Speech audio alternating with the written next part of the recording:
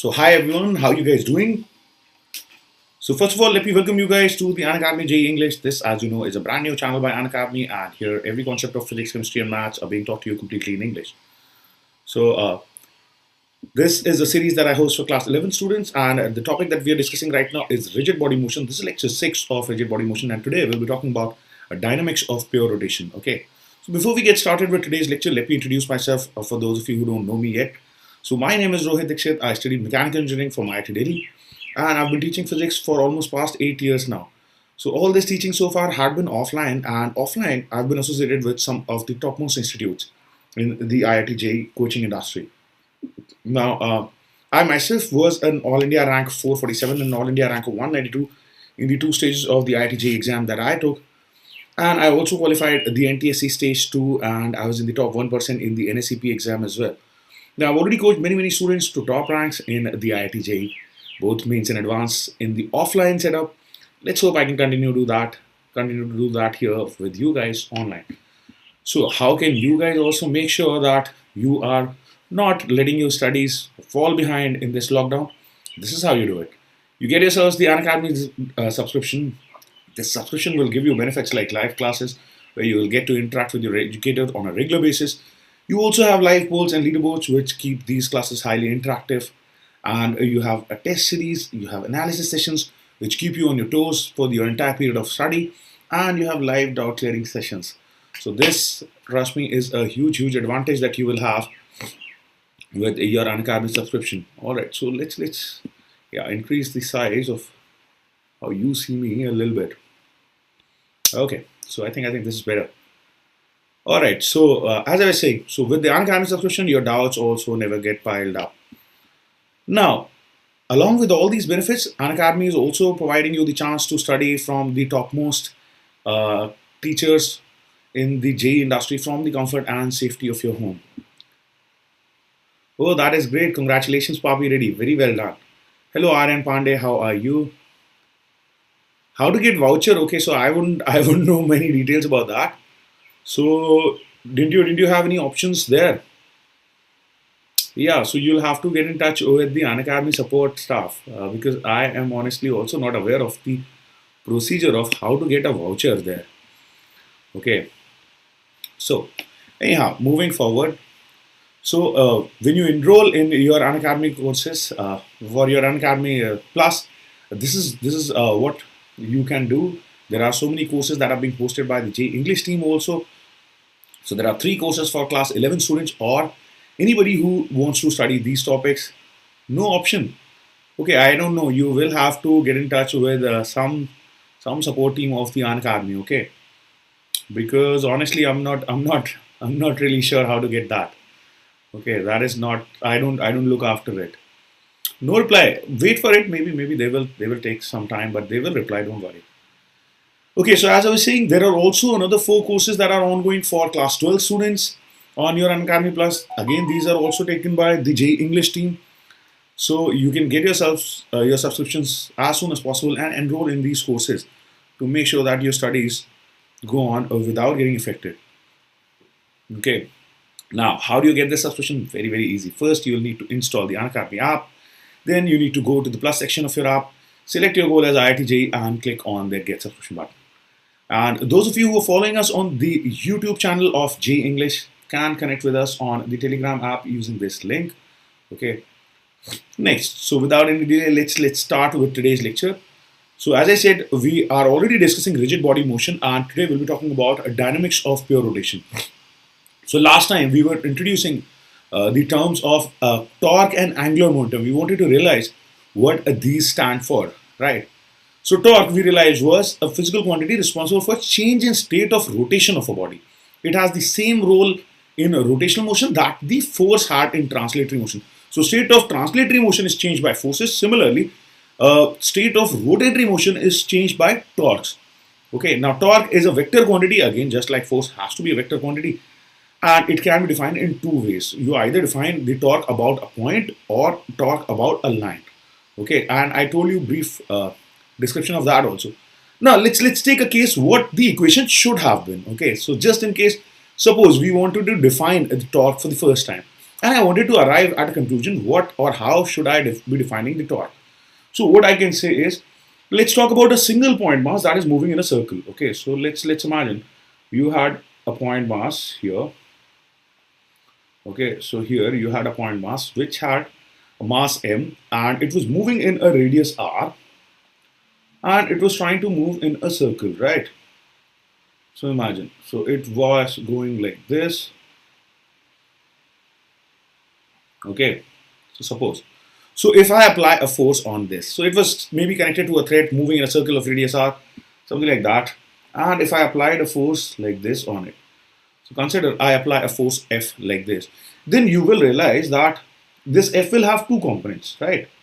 So F would have had one component like this and one component like this. So if this angle was theta, this angle was the one which had produced a tangential acceleration, and that would have changed the state of rotation. Okay. So where we can ask doubts from previous lectures, right here, Suraj, right here. If there was something that you did not follow, you can ask that right here only. Don't worry. So let's talk about this f sine theta. Okay. So what does this f sine theta do? F sine theta will produce a tangential acceleration, right? And how much will that tangential acceleration is? So let's see. So from the figure,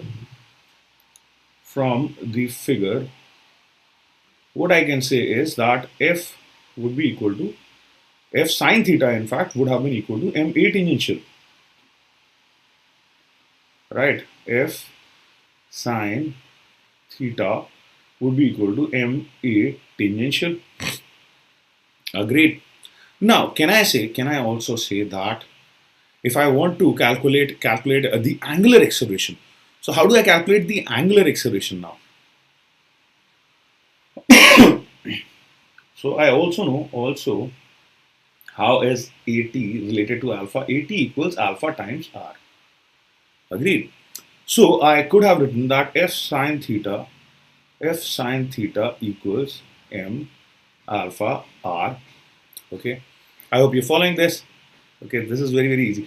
Now if I multiply both the sides with r again, so let's multiply both the sides with r, and now let's see what we are getting. Now I would have got that fr sine theta equals mr square times alpha. Right. I have doubt from a huge problem. Okay. So you have doubt from a huge problem.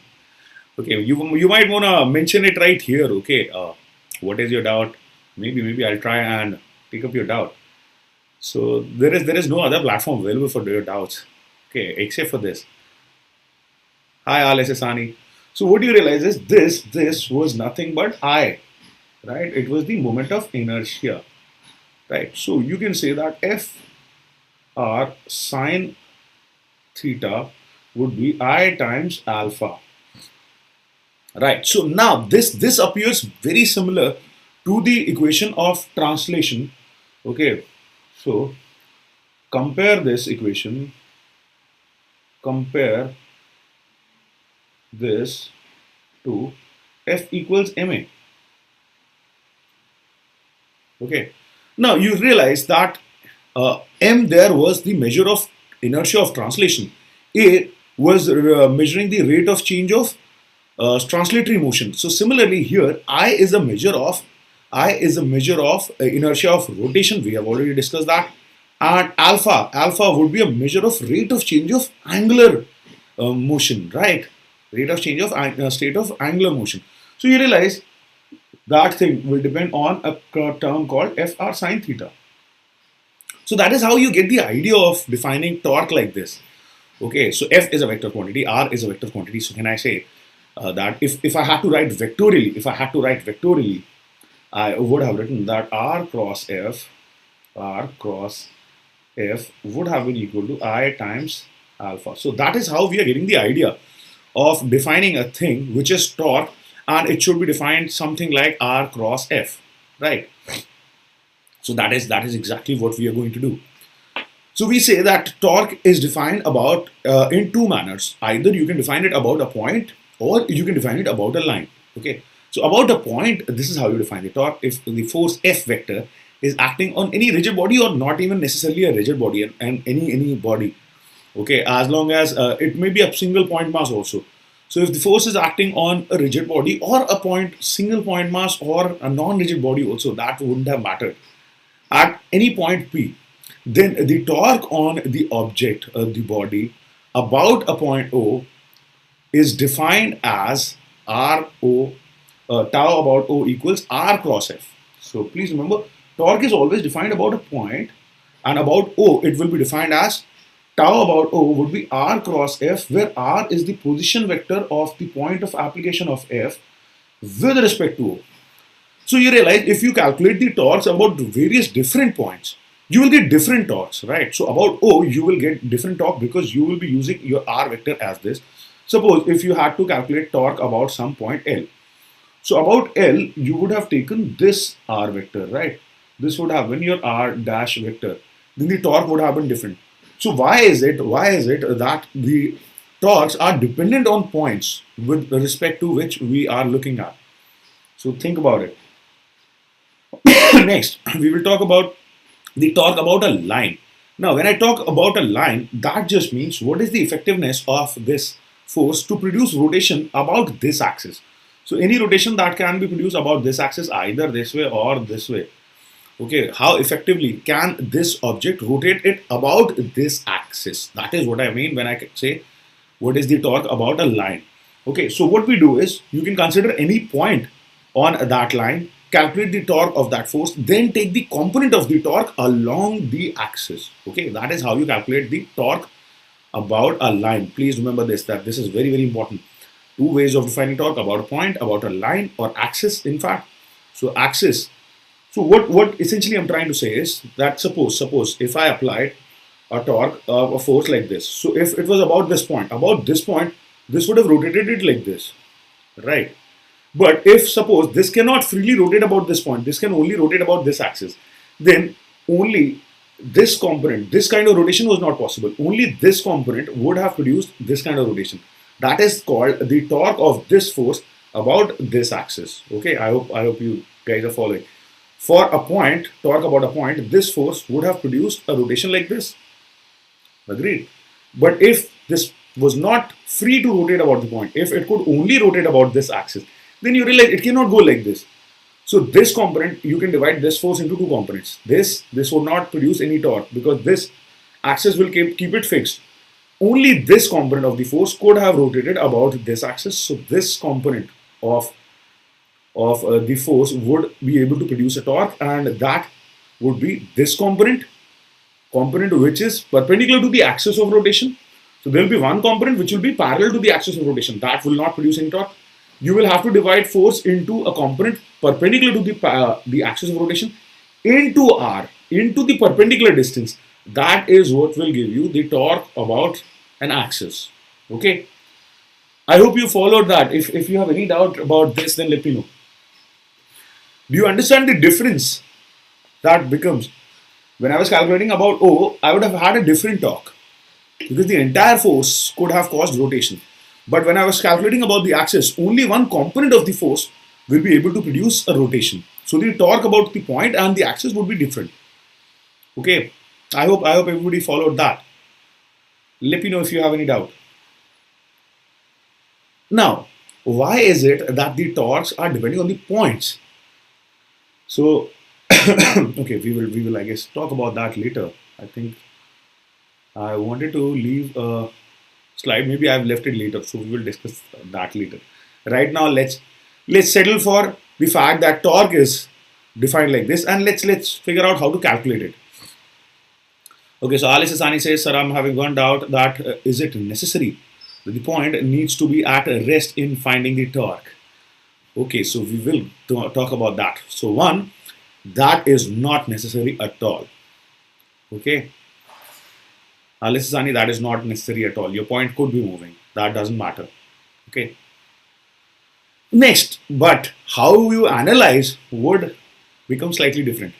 If the point was moving with a constant velocity about which you're calculating the torque, then you could have used equation tau equals I alpha.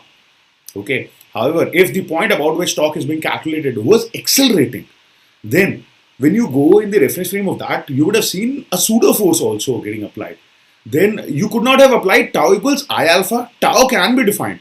When defining a torque, it does not matter whether my point is stationary or moving or even accelerating.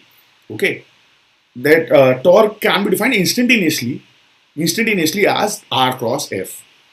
Got it? So torque about a point is greater or less than or equal to torque the same point. Yes, you can say that. It is always less than equal to. Less than equal to. Oh, sorry, torque about a point would always be greater than equal to. Because when calculating about a line, you would only take a component. Okay.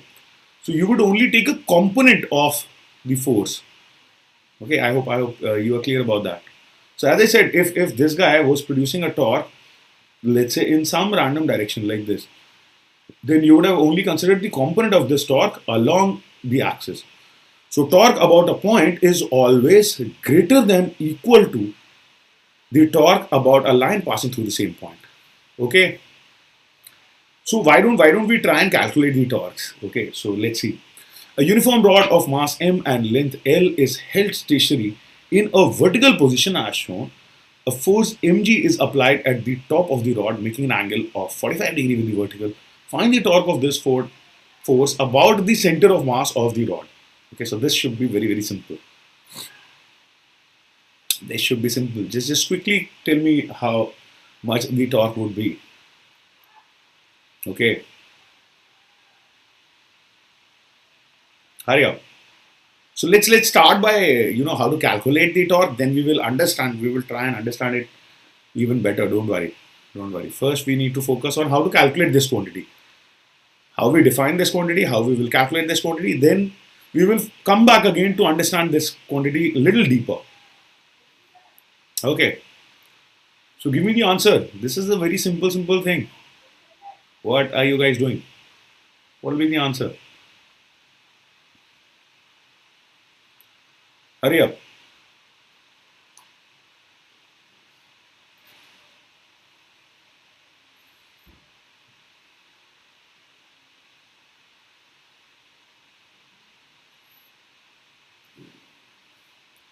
MGL by root 2.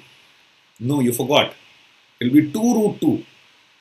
You are calculating it about cm. So when you're talking about cm, this distance would be L by 2. Only this component of the force will be able to produce a torque, right? This component cannot produce any torque. So this would be F by root 2. So the torque, tau, or at least the mod of tau, would be F by root 2 into L by 2. Okay, so mg L over 2 root 2. Yes, mg L by 2 root 2. That is correct. Okay, Alice Asani says, sir, but in the case of pure rolling, let's take an example where sphere is in contact with the ground. If we calculate torque about CM, the upper point on the sphere will be the same. Okay, I'm not sure what you're trying to say. Alice Asani. So, in case of pure rolling, let's take an example, and sphere is in contact with the ground, fine. Sir, if we calculate torque about CM, so torque of which force? Torque of which force are you talking about? About CM and upper point of the sphere? Will it be same? Torque of which force first of all? And there it may be same for another reason. Because the pseudo torque might be 0. Okay.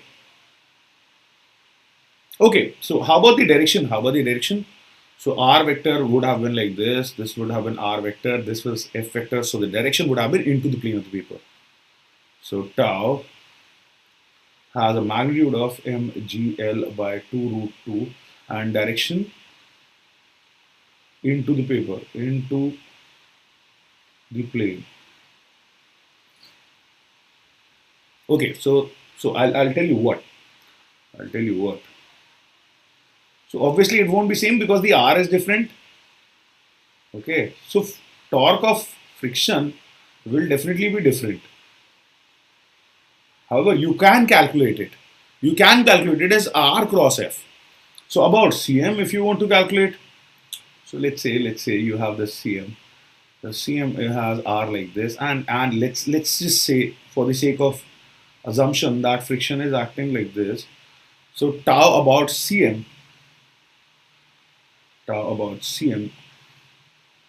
and then you are saying let's talk about this point. This is A, right? So here tau about Cm would have been R times F, and tau about A would have been 2RF. Okay, so torque can be defined like this. There is no problem in defining a torque. Okay, sorry. Okay, this is how you would have defined the torque, and the direction of both would have been into the plane of paper again. Okay.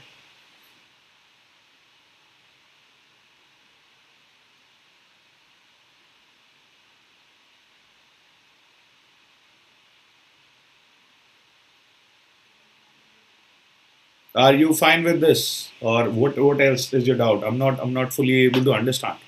So torque can be defined, of course, about a moving point also. That is not an issue. The issue would be something else. Is it true even if the body is accelerated? Yes. See, when you're defining the torque, all you're doing is you're taking R with respect to the point about which you're calculating the torque, multiplying it with the force for which you're calculating the torque, right? So do we ever mention whether the point is stationary or accelerating or moving with a constant velocity? No. The torque can be defined like this. See, the issue is not about definition of the torque. The issue is what you will do with that torque. Okay. So that becomes different. Torque can be defined. Definition wise, there is no problem. Torque is calculated like this. Okay. However, if the point was non-inertial, then you could not have applied an equation tau equals I alpha. Tau equals I alpha kind of equation would not have been valid. We will talk about that. Just wait for some time. We will talk about that.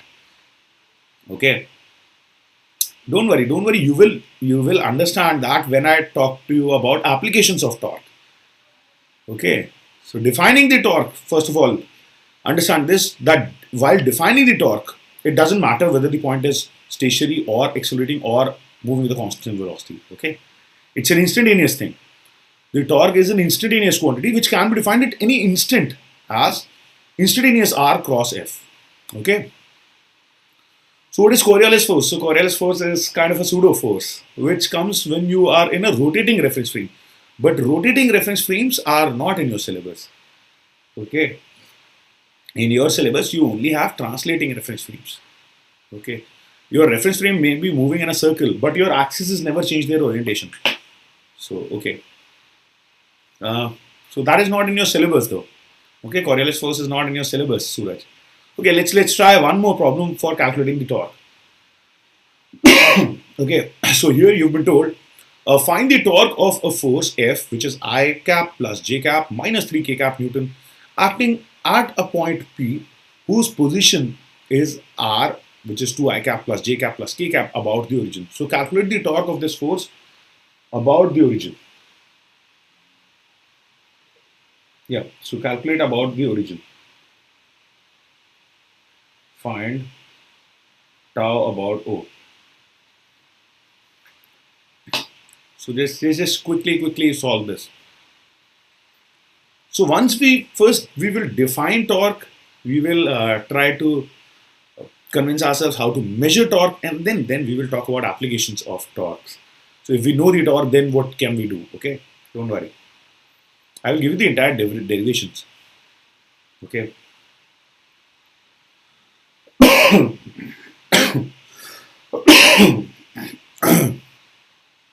Okay, so solve this quickly. And you'll have to excuse me, I'm having a slightly sore throat. Okay, so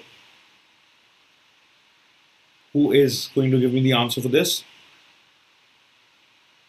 You know how to calculate this. This should be easy. This is just simple calculating the cross product.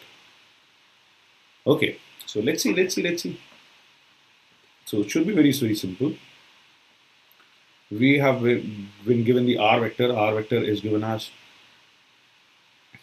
2i cap plus j cap plus k cap, and f vector is given as I plus j minus 3, so I cap plus j cap minus 3k cap. Right, I know that torque about O would have been R cross F, so that is very simple. So for calculating the cross, I will do this, I, j, k. Let's solve the matrix, and then you have 2, 1, 1, 1, 1, minus 3. Okay, so let's see. So tau about O would have been equal to, so minus 3 minus 1 minus 4 I cap, then okay, minus 6 minus 7 plus 7 j cap, and 2 minus 1, so that would have been plus k cap. So is that the answer? Yes. All right, so very well done, Suraj. That is the correct answer. Okay, so there you go. So okay, now you're easily calculating the torque. Now suppose if you were asked to calculate this torque about the z-axis, then if you were asked what will be the torque about the z-axis, this is the torque about the origin, right? What would have been the torque about the z-axis? So can you tell me? Can you tell me what would be the torque about the z-axis? What would have been the torque of this force about the z-axis or about the y-axis, any axis for that matter? So let's answer for the z-axis. What is the torque of this force about the z-axis? Then how much will the answer be? Quickly.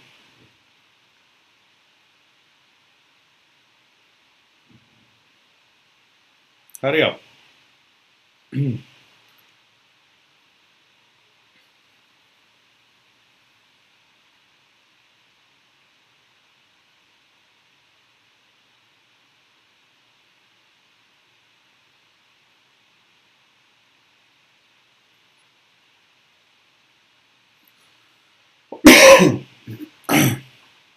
Hurry up, people. What would have been the torque of this force about the z-axis? This is the torque about the origin. What would be the torque about the z-axis? Quickly. Come on, you need to understand that right away. How to differentiate between torque about a point and torque about an axis.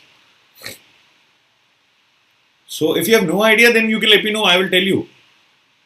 It's okay. Either try or let me know that you want me to tell you. No, of course not. Nope. It'll only be this. Tau about z-axis would have been k cap. That's it. That is the component of torque parallel to the z-axis. No. That is the component of the torque parallel to the z-axis. Agreed? Or you could have calculated this in a second manner also. You know about z-axis. The component of force which is along the z-axis cannot produce any torque. Only the component which are perpendicular to the z-axis could have produced a torque. Okay, so you put this as a 0. And then you need to take perpendicular distance also. So your R and F, these two would have become 0. You would have taken 0 for them. And the moment you take them to be 0, what is the answer that you're getting? You are getting, in fact, plus k cap. You guys follow? You guys follow what I'm trying to say? So either you calculated the entire torque about O, then took the component which is parallel to the z-axis. That would have been the torque about the z-axis. Or you could have taken the force which is perpendicular to the z-axis, then taken the perpendicular radius vector, okay, about the z-axis, and then calculated it. Okay. Is that clear? Suraj, Lipino. This is the answer. Torque about the z-axis would have been only plus k cap, only this component. So this would have simply been this component. How about torque about y-axis? That would have been 7j cap of this same force. Okay. All right. Now we will also talk about angular momentum. So we will define a new thing now, another thing, which is angular momentum. An angular momentum of any particle about an axis is defined as the moment of linear momentum of the particle about that axis or point. Okay, so remember this. Again, it represents the amount of rotational motion contained in the object with respect to a given point or with respect to a given axis. Yes, we will move to fluids after this, Alice. Okay. So how do you measure the amount of rotational motion? Amount of rotational motion. So one thing was that you could have drawn a parallel. You could have drawn a parallel with the translatory motion. Okay, so you could have said that there you realize that F was equal to dp over dt. So here tau would be equal to dl over dt, which is the symbol that we use for angular momentum. And then you could have said, okay, it seems like it is I omega. Okay. However, L of any point mass about a point, L of any point mass about a point P is defined as the position vector of that point with respect to P cross the momentum of that mass or that point mass. Okay, this is how you define the angular momentum of any point mass. Okay, and I said this would represent the amount of rotational motion it has. Now again, if you had to calculate it about an axis, you would have taken the component parallel to the axis. Okay, I hope you can see that. So it plays the same role in rotational motion as momentum in translatory motion. So first of all, let's try and understand this slightly better. So why is this is the slide that I have left out. Okay, so we talked about this also, that why does the torque of a force depend on the point of observation, and what is the importance of point of observation? Why is the amount of rotational motion decided by the point of observation? So let's talk about a case. Let's consider a case here, and this is going to be interesting. So pay attention. So let's imagine that you had a point mass. Okay, let's imagine you had a point mass, and this was moving with some speed v. Okay, so this point mass m is moving with some speed v. Okay, and has a mass m. Okay, so let's say that this is the case. It is moving in a straight line. Okay, now I am going to observe this with respect to 3 different points. So the first point that I want to look at it from, let's call that point A. So I have a point A which is lying right below this, but on this perpendicular line. So this is point A. So first I will look at the point mass m from point number A. Then I will choose another random point, let's say somewhere here, at the same distance. So let's imagine the same distance is there. So if this is L, this is also L. At some random angle, this is point B. And then I'm also looking at it from point C. Okay, which is here, along the straight line in which the mass is moving.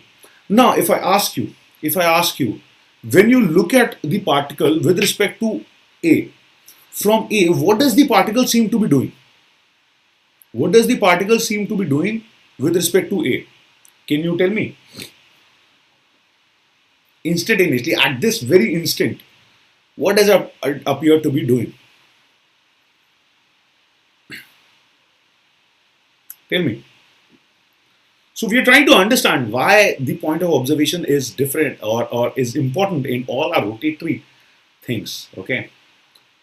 So what do you think? What is the particle doing with respect to when one observer at A is looking at it? What will A say about the motion of the particle M? Can it say that this particle is at this instant moving in a circle around A? Or in other words, can it say that the particle M is rotating about A, completely rotating about A, going rightward, or can I say currently it seems to be rotating about A. So observer A will say that observer A feels M is rotating about it. Can I say that? Do you agree? When something is rotating, then what do you see? You see it has a velocity which is perpendicular to the line joining you.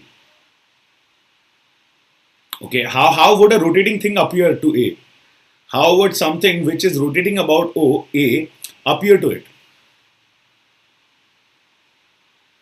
So when something is rotating about you, so it always has a velocity perpendicular to the line joining you, no? Agreed? Do you agree now, Suraj? That A can say that this point is rotating about me.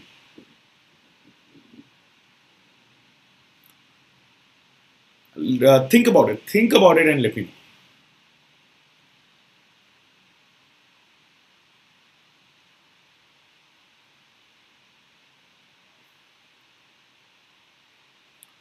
Because see, with this velocity, its distance with A is not going to change.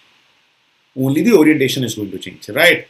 So yes, he can say that it is rotating about me because the distance between me and M will not change. It will only change the angle. This velocity will only change the angle, right? Agreed? Okay.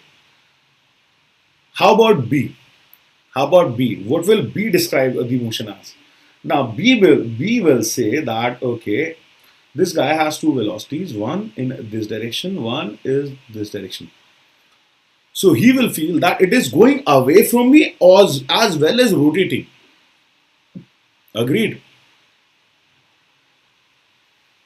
No, A doesn't have to. A doesn't have to. Why does A care about whether there is a force or whether there is no force? This is what A will observe. Even if there was any force or not, how does that matter? When A sees M, what does he see? He sees that A is moving in such a manner, M is moving in such a manner that it will not change its distance, it will only change its orientation. So I will have to just turn my head to keep looking at M. Okay, I will have to turn my head. In some time dt, I would have had to turn my head to keep looking at A and the distance would not have changed. Okay, in a small time interval dt, instantaneously, the distance would not have changed, only the orientation would have changed. Okay. So the existence of force doesn't matter. I'm only saying what does he observe? What does he see the mass M to be doing? Why M is doing? I don't know. Why M is doing like that? I don't know and I don't care right now. Okay. Similarly, how about B? So that is the first thing. Second, observer B feels or sees the motion. Let's write sees, not feels, sees the motion happening in two directions.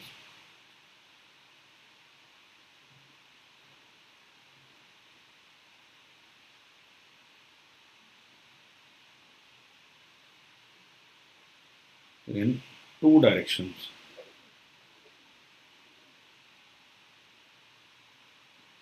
Which are these two directions? One, away from it. Second, rotation about it.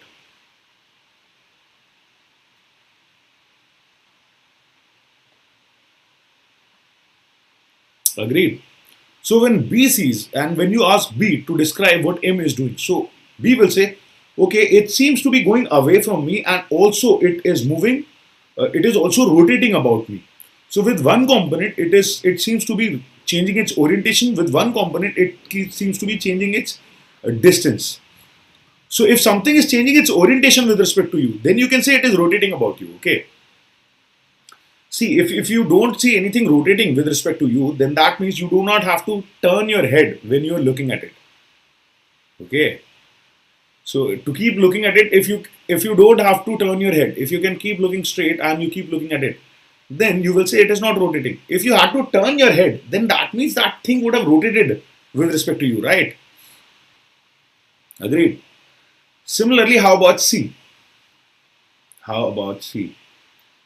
Observer, observer at C sees the motion to be completely translatory.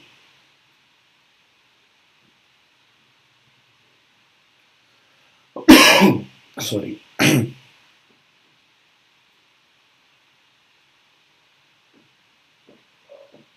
Agreed. That C says, okay, it is only moving up away from me, it is not rotating about me. So now you realize the difference of what observer will see depending on where he is standing. So depending on where you are, you will see the motion of the same particle differently. And that is what makes the amount of rotational motion or the change in a rotational motion produced by any force different or dependent on your points of observation. Okay, so do you follow this? Do you follow this?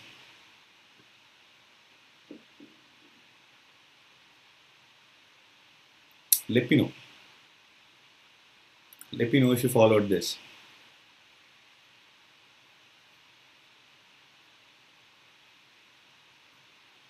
That depending on the point of observation, the motion, when I want to break the motion of a particle into translation and rotation, these two components would depend on the point of observation. Okay, and that is why everything in rotation depends on your point of observation, right? So when I say if you apply a force, imagine same in the same example, you had m like this. Okay, you had m like this, and you applied a force on it. You applied a force on it like this. Then you realize about a point A, about a point A, this, if initially it was at rest, this would start to cause rotation. So this can change the state of rotation. This force can change the state of rotation about point A. So if F was applied here, then this F can cause rotation of M. So can I say this force about A can produce a change in the state of rotation? How about the same point C? How about the same point C? About point C, can this force change the state of rotation? No. So that is why you will realize the torque of this force about point C would be 0 and about A it would be non-zero. If we only consider the instant of time, then you will not know about history of the body and what to do in the future. You will just see the object in front of me. Okay, so I'm observing it for a small time interval, for a very small time interval, not instantaneously. Okay, not instantaneously, for a very small time interval. That is how I can see the trajectory, right? If I don't see it for a time interval, I don't know about its trajectory at all. I will always see it at some instant. I will only see its position, right? So I will need to observe it for some time interval. I'm talking about some time interval. Let's talk about a small time interval. Okay. So I said in dt time, in some time dt, what will it do? Okay. See, to define the motion, whether it is a straight line or in a circle, that trajectory can only be defined in some time interval. Yes, so that is what I was saying. Don't worry, we have to give it time to move. Otherwise, how can I know about the trajectory? Okay, so since I'm talking about the trajectories, whether it is a straight line trajectory, whether it is a circular trajectory, so for allowing that, I have to observe it for a while. Okay, for a small time instant dt. All right. So, kid, are you convinced about the fact that this force F cannot change the state of rotation of the particle with respect to C. However, it can change the state of rotatory motion of the particle with respect to A. And that is why you will realize that the force or the torque of any force depends on about which point you are calculating it. Okay. Do you agree with this, Suraj?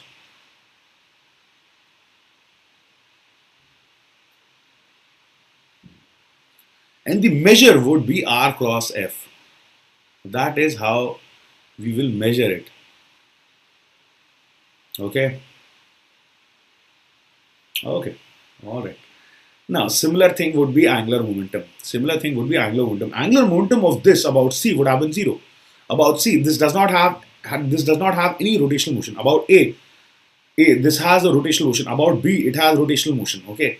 So you can say about A, it has some angular momentum. About B, it has some angular momentum. About C, no angular momentum. Okay. So that is why your amount of rotational motion, which is angular momentum, also depends on the point of observation. Can we be a safe value? Okay, what can be a safe value of angular velocity so that coin does not slip away from a disk if it is rotating with a velocity omega? Uh, so first of all, just apply the pseudo force, the centrifugal force, and make it equal to limiting friction. Okay, so you will need to know the position of the coin also. Okay, A dash. You will need to know the position of the coin, apply a centrifugal force. The moment the centrifugal force, sorry,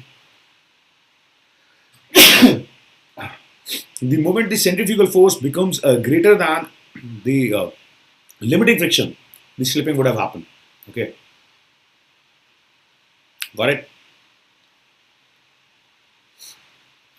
All right, so again, as I was saying, that angular momentum is a vector quantity. Again, its SI units would be kg meter square per second, and this can also be defined about two ways. So one is we describing it about a point. About a point O, it is defined as r cross p, where r is the position vector of the point with respect to O. Okay, and p is the momentum, linear momentum of the object. With the help of centripetal force, so you can say the maximum omega with which the coin can rotate will be equal to can you say that?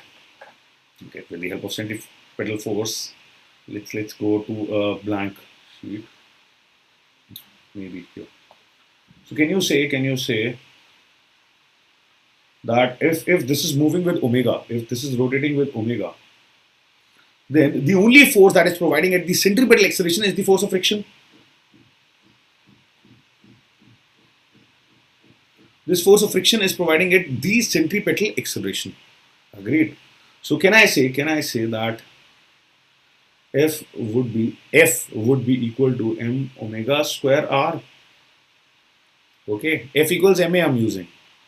The force F would be equal to m times centripetal acceleration. Right. Also since this F is static, all right, F is static because the slipping is not happening.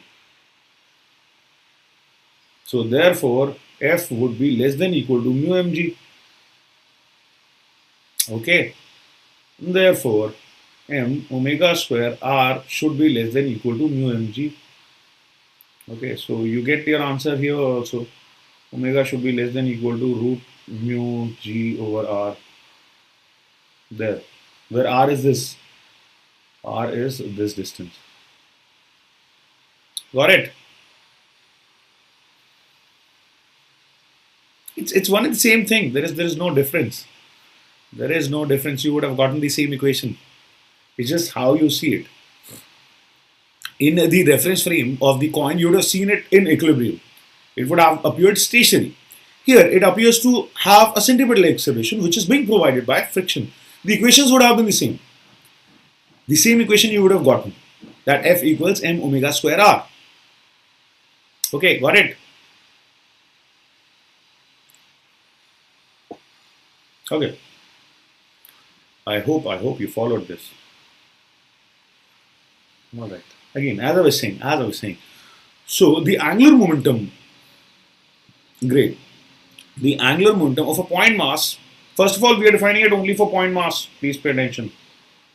For a point mass, again, we will define it in two ways. So about a point is this. About the line would be, again, you take any point in the line, calculate the angular momentum about that point, then take the component along that axis. Okay. Yes, of course, same answer. Of course, why would you give different? Why would you get different answers?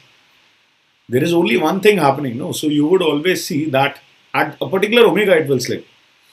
All right, great. Now, for calculating about the axis, again, its component along the axis can be considered. Okay. Now, angular momentum of a body on about any point. So now, this is for a point mass. This is for a point mass. How about a system of particles? So first of all, let's talk about angular momentum of a system of particles. L of any system of particles. So any system of particles about any point P can be defined as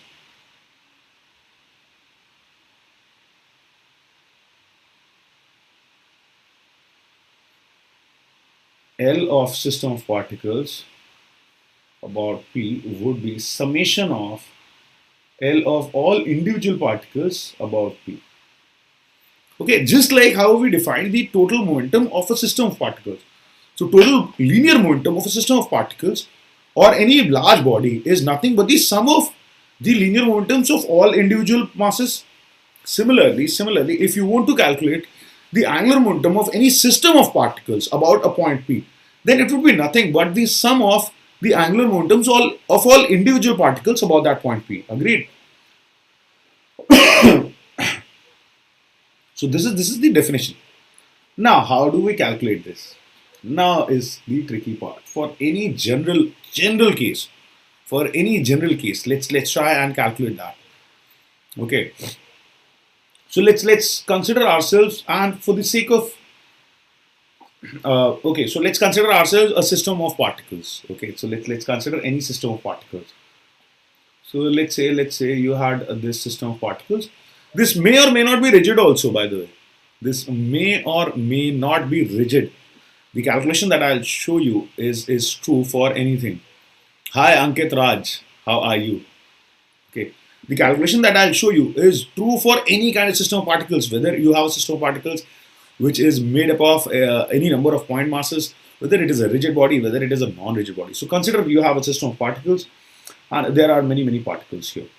Okay, so let's imagine that you have M1, M2, M3, M4, M5, M6 and so on. Okay, and everybody is moving with different velocities. Okay, and then you have a CM. Then imagine you had a CM of this entire system. Okay, so let's say here was this CM, and CM was moving with some VCM with respect to the ground, and here is a point P.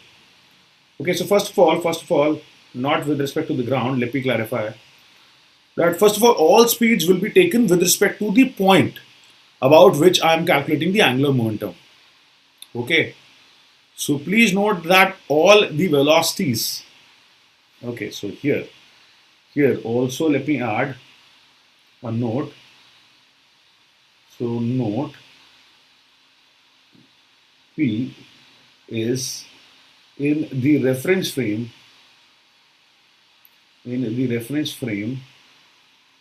of O. So this answers Ales Isani's question. Okay. So if O is moving, then what? Doesn't matter. That P is always in the reference frame of O. If it is moving, then you will have whatever value it has in the reference frame. If it was stationary with respect to ground, then P would have been the same as with respect to ground. Okay. And again, this will be an instantaneous quantity. Okay, so the linear momentum is always defined in the reference frame of the point about which the angular momentum is being calculated. So if you had point P lying here, then please note that again all the velocities would be measured in the reference frame of P. Okay, so whatever velocities I'm marking here are automatically implied to be in the reference frame of P. Okay, so let's make a note here. Maybe note all velocities all velocities are denoted from the reference frame of P.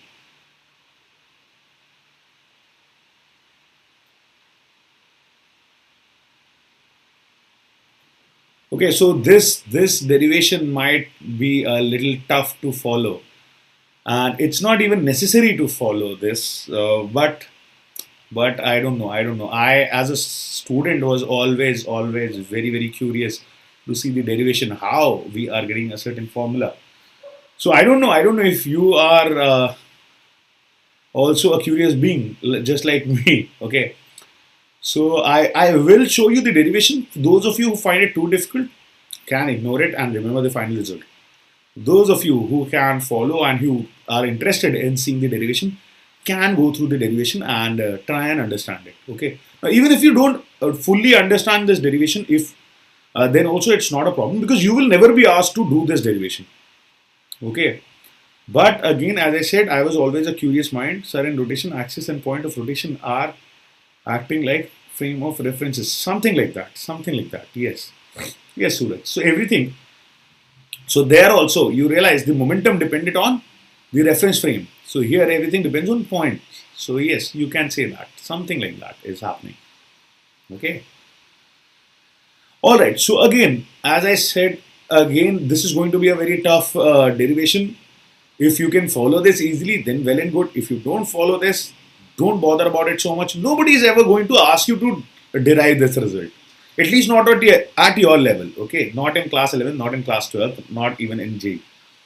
So now let's see. So I mark the velocity of CM with respect to point P. So this is VCM with respect to point P. Okay, and now let's calculate that this is mass M1. Let's talk about this mass. So consider that this was mass M1 and this was moving with a velocity of VI with respect to CM. Okay, ith mass moving with a velocity vector VI with respect to CM. So for VI, I'm initially calculating its velocity with respect to CM. Okay. So I have everything, the masses, the velocities of individual point masses with respect to the CM, the velocity of CM with respect to P. So M of, let's say this is M2. So this would happen V2 with respect to CM vector. Okay. Now, can I say that?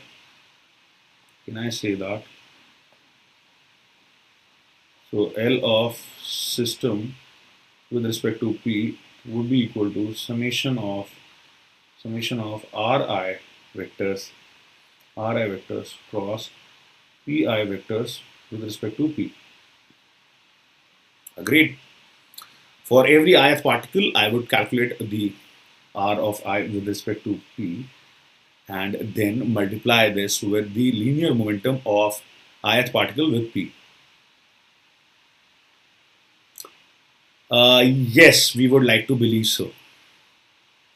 Yes, Suraj. So if you imagine that if you know the entire universe started from a single point about with an explosion which we call as a Big Bang. So if initially it started from a single point and it's just expanding, so the total momentum should be zero. You cannot be sure of that though. Okay, if your theory of Big Bang is correct, then probably. Okay. So we don't even know if the theory of Big Bang is completely correct, right? That is just a theory. The Big Bang theory is just a theory. Okay, we don't know if that is the theory. There are many theories, okay, that people have given. Okay, so now what will I do? I will turn this and I can also say if here the velocity of ith particle Okay, so let's just write it here also. Only also, velocity of ith particle with respect to p would be velocity of ith particle with respect to c plus velocity of c. Can I write that? Agreed? Okay.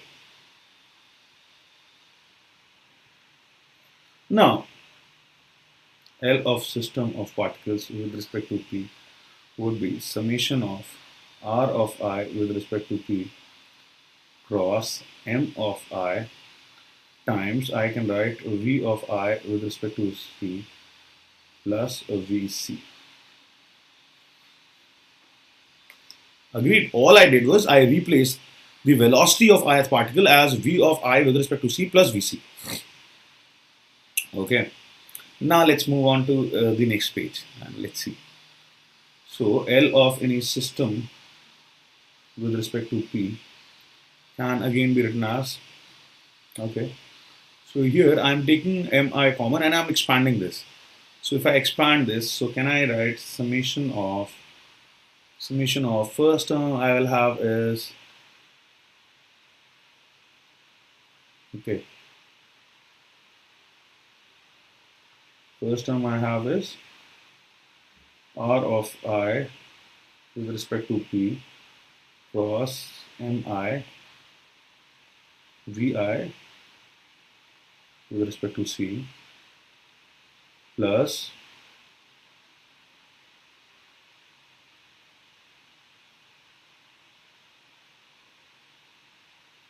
okay, plus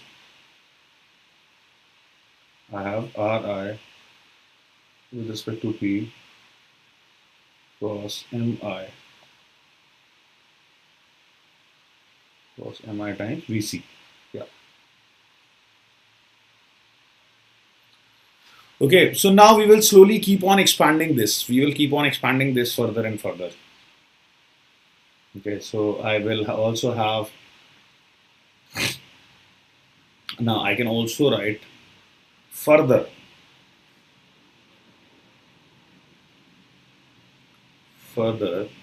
can I say that r of I with respect to p would be r of I with respect to c plus r of c with respect to p. Again, position vectors can also be written like this, right? I hope you are following that. So I will further break this term and then I have r of I with respect to c plus r of c with respect to p cross mi vi with respect to c and plus r of I with respect to c plus r of c with respect to p cross mi vc. This is the entire expression that I'm getting. Okay. All right. I hope everybody is following this. So then we will now expand this further. So what do I have? I have terms of first term would be r of I with respect to c cross mi v of I with respect to c plus I have r of c with respect to p cross mi vi with respect to c. Okay, and again I have plus r of I with respect to c cross mi vc plus r of c with respect to p cross mi v of c. Okay, so I'm going to write this very slow, so you guys pay attention and keep following every bit. Okay. So I hope there are no confusions so far.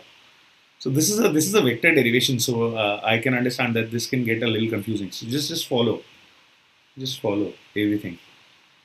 Well, let me also follow this, because in so many cross multiplications I may also make an error. So you also keep paying attention and let me know if by chance I wrote any term wrong. Okay, so please make sure that I am writing this correct myself. So L of P is R of I with respect to P cross Mi VIC. Yes, R of I with respect to P cross Mi VIC. Seems correct. Then this also I replaced and I wrote R of I with respect to P is R of I with respect to C plus R of C with respect to P. Fine. So far so good. Alright, so I seem to be doing it correctly so far. So I also have to be careful in this kind of long derivation. Because there are so many terms involved that you can go wrong at any point without even realizing it. Alright, so far so good. Now let's start separating the terms. Let us start separating the terms. And for this one, let's focus on this one. What is this? Let's put this one separate. And can I say this is summation of Ri with respect to C cross P of I with respect to C. Correct? Do you guys agree that Mi into V of I with respect to C, that is the linear momentum of ith particle with respect to the center of mass. Okay. I hope everybody is following this. Okay. Now for the second term, let's write for the second term. So I'm writing this here. So let's just use different colors so that we can keep track. Now as for the second term, let's say this. Let's write this here. Plus I can write summation of R of C with respect to P cross. Again, what is this? This is P of I with respect to C. P of momentum of ith particle with respect to C. Agreed?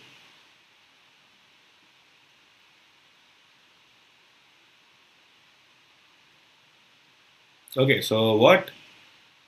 Yeah, it's the same thing. It's the same thing. It's the same thing. It's the same thing. Okay, yes. It's the same thing. I already said no, all the measurements are made. So whenever I write by default it is assumed that it is in the reference frame of P. So okay, so let's not have this since we are already denoting it like that. So I don't need to mention this now. Okay, so yes, everything is in reference frame of P only. So V of C is in reference frame of P. Okay. All right. Now, so this comes here. How about the last term? In the last term, and the second last term. Okay. Okay, so here I missed a vector sign also. Okay. In the last term, can I say that I can also write this as you realize I can just move this is a scalar from here to here. Wouldn't matter.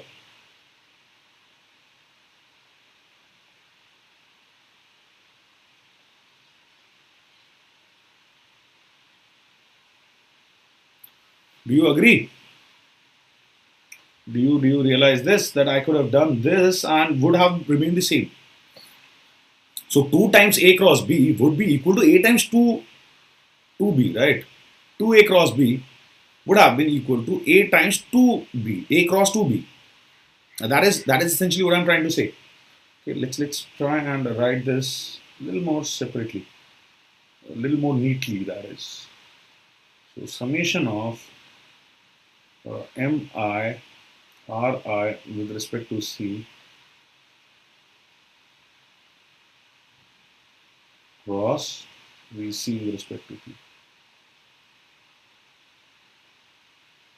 Okay, so this is the third term. So keep letting me know if you followed this so far.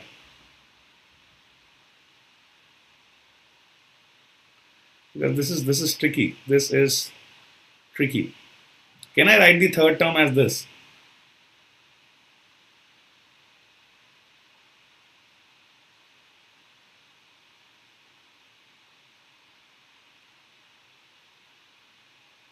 Okay. In fact,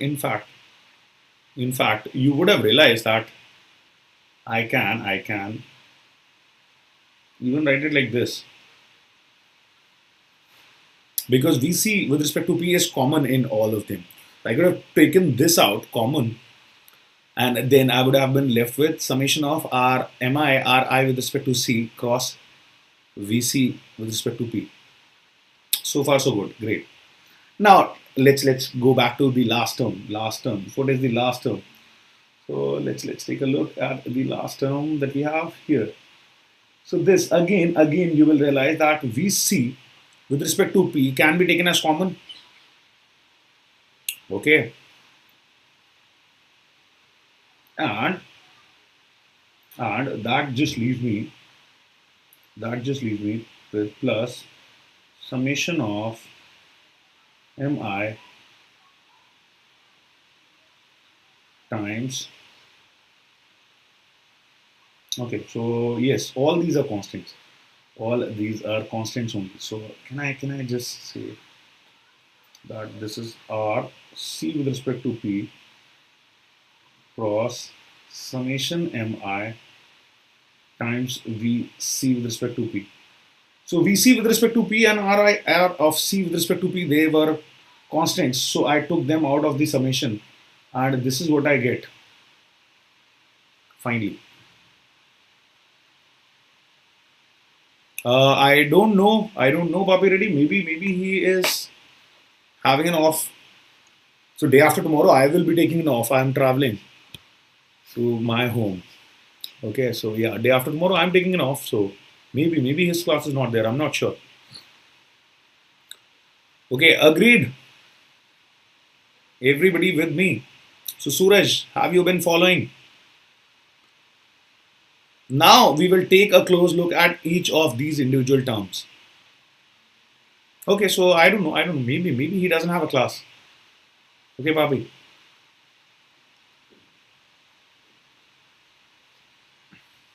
Okay, I don't know. You will have to maybe wait for it. If there is no notification of any sort, then maybe there is no class. Okay, maybe he has taken off with Diwali coming up and everything. So I think he may be busy with some household things. All right, now let's take a closer look on things. What do you think this is? What do you think this is? This particular term. What do you think this is? Can I say this is the angular momentum of the body with respect to the center of mass? So, what is R of I with respect to C cross P of I with respect to C? That is angular momentum of a single point with respect to the CM.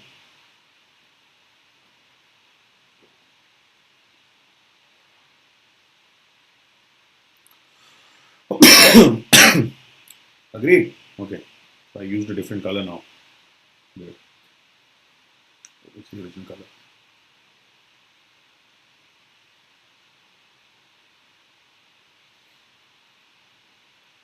Right? So, oh, now we will write this again. We will write this again. So, special case we will consider later. We will consider special case later, but right now I will write L of system with respect to P can be written as L of system with respect to C. So that is what the first term is. That is what the green term is. So I will mark this in green so that you can relate. This is what I am talking about. The green one. That represents the angular momentum of all the system with respect to the center of mass. Right? Because that is how you would have defined it. How about the second term? How about the second term? What is the second term? The second term is R of C with respect to P cross the momentum of ith particle with respect to C. So R of C with respect to P is common. I can take that out also. And second term I will write as R of C with respect to P cross summation of pi with respect to c. So this is my orangish thing.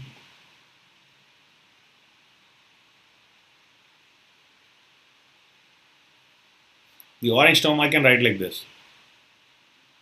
How about the third term? Third term. This is MIRIC. Summation of MIRIC. What is that? Summation of MIRI vector. That is MRCM. I hope you remember this. That M, where M is the total mass times RCM, is nothing but summation of MIRI. Correct. So here all the individual position vectors are with respect to the CM. So what will this be? This will be the third term becomes plus M times R of CM with respect to CM cross VC with respect to P.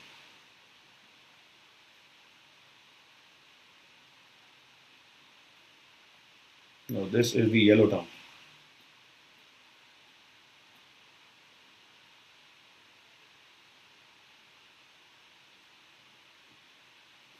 And finally, what is that? Finally, you have another term which is R of C with respect to P cross summation Mi, that is M Vi or Vc with respect to P. This was our pink term. So let's mark it with pink. Now, do you follow every term? Go through every term and try and tell me if you followed how I have written every term.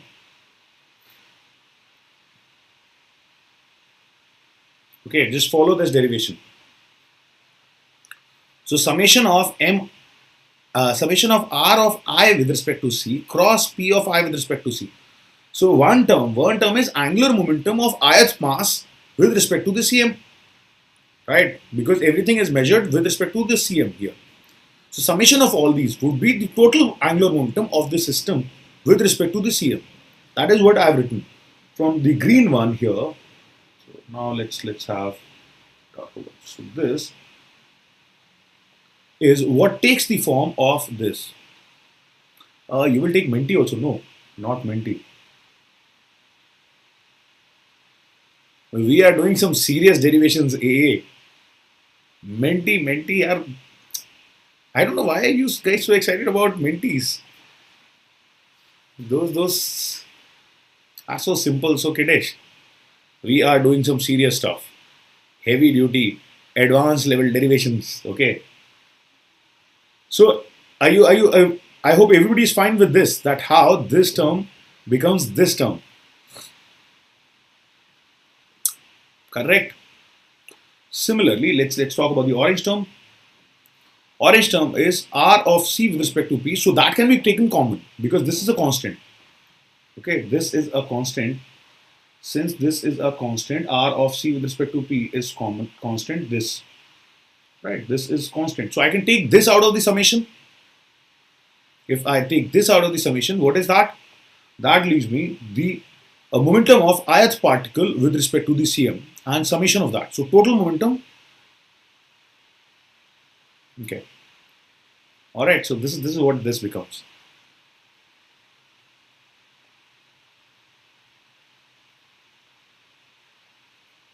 Similarly, how about the third term? Let's talk about the third term. Summation of MIRI with respect to C. Okay. Thank you so much.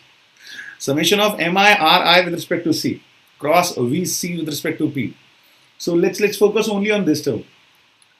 Let's just focus on this term. On this term. And I told you that if you remember, then summation of MIRI was MRCM, right?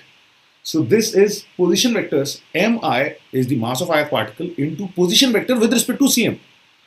So this entire thing would have given you m times r of Cm with respect to Cm. Because everything is being measured with respect to Cm. Okay, thank you so much. So I hope you figure that that term becomes this.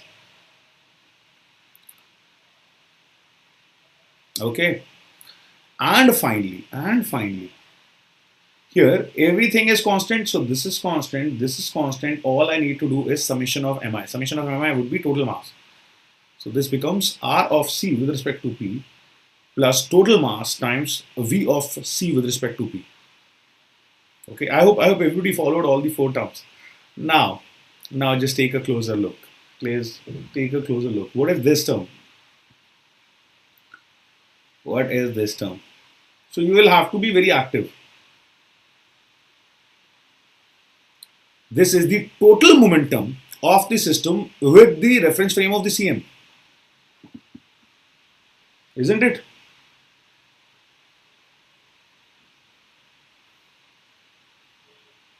Do you agree? This is the total momentum of the system with respect to the Cm. And that is always zero. If you remember your CM topics, the total momentum of any system of particles is always equal to the momentum of the Cm itself, and in the reference frame of the Cm, that will always be zero. So this is always zero. Similarly, this is R of C with respect to C. This will also be zero. Okay, the position vector of Cm with respect to Cm would be zero. Right? Now you're left with only two terms, and this is the final result. This is the final result. Angular momentum of any system of particles with respect to any point P in general will be angular momentum of system of particles with respect to this Cm plus angular momentum of Cm. This is nothing but angular momentum of Cm with respect to P. Okay. This is the final prized result. This is true for any kind of case, any kind of body. Okay, be it a rigid body, be it a non-rigid body, be it pure rotation, general motion, doesn't matter. We did not take any assumptions in this derivation. In this derivation, there was only a point system of particles, which could have been a rigid body, which could have been a non-rigid body, does not really matter. This is the angular momentum of any system of particles about a given point P. This will always hold true whether that system of particles is a rigid body, a non-rigid body, a collection of particles, or anything. Okay, whether P lies on the body, it lies outside the body, whether P is inertial, non-inertial, does not matter. Okay, I hope everybody followed this. So this is our prized result for today. This is what we have been after. This is something that I wanted to conclude and prove to you guys. Now you please remember this. This is a very, very important result.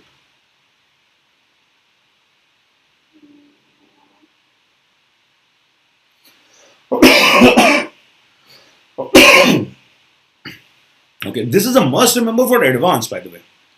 Must remember for advanced. That is if you're aiming for a top rank at least. Okay, then you must remember this. You must remember for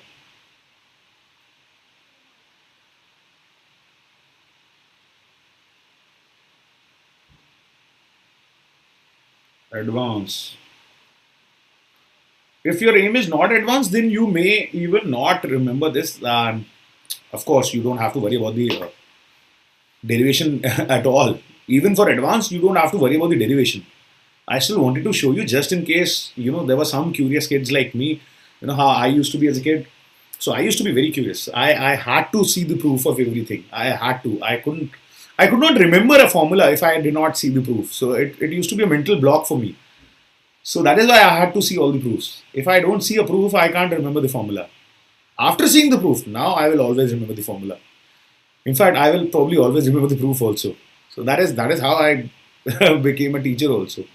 because I already knew all the proofs and I already remembered everything. So it's when you remember everything, then it is easy for you to teach, right? So let me know if everybody followed this long derivation, including a lot of vectors. Okay, so trust me, it appears to be very long and complicated if you see the steps involved. Each step is a very simple one. Okay, and there is nothing too complicated about any step. We're not doing any complicated operation. All we are doing is either cross product of vectors, or we are using the associative properties of the vectors, right? Yes, in 2020 I had told you that I will show you all the derivations, and that is what I intend to do. So this is the derivation. So did you see this entire derivation, Rishabh? So in when I was taking classes for 2020, I only told about this result. I only told this result, and I told them that I will show the derivation of this when I am teaching it for 2022 aspirants, that is for class 11. When you're studying something for the first time, then you need to understand why we are getting this formula. Yes, I know what you're trying to say, Rishabh. So this, my friends, is the proof or the derivation of this expression. Okay, this is how you got this derivation. And in this derivation, see, what are the benefits when you see the derivation? You realize there are no assumptions anywhere.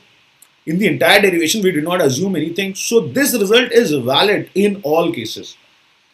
So that is what I know. This has no limitations. This result is valid for all cases.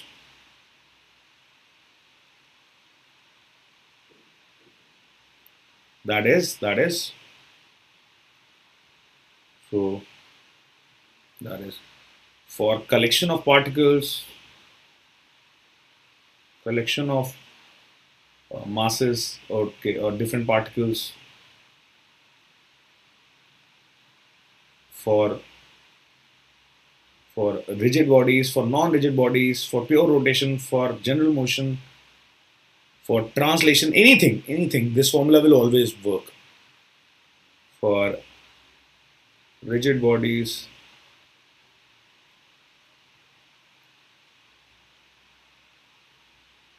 non-rigid bodies. That is why I want you to remember this. Okay,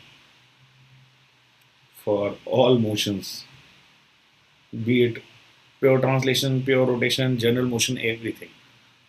This formula can be applied in any situation because we haven't had any assumption. We haven't taken any shortcut while doing the derivation. This is a general case derivation. This will hold true for all cases. Okay. Practice problem. Okay, we will talk about practice problems once. Okay, I'll give you a small homework. So homework is try to find the angular momentum expression for pure rotation. From this, try to find the expression for angular momentum for pure rotation. Okay. So that is your homework. Then we will practice the other problems. Okay, so we are out of time for today. So that is where I would like to wrap up today's discussion. Next time we will also establish the relation between torque and angular momentum. First of all, we will try and establish how to calculate angular momentum in different cases. Okay, when there is pure rotation. So that was the special case that I intended, by the way. When this last sheet said special cases. So special cases would have been one would have been the I about the CM, or the I in pure rotation. Okay, so those are the special cases that we will discuss in the next class. Okay, because you will only deal mostly with those special class cases.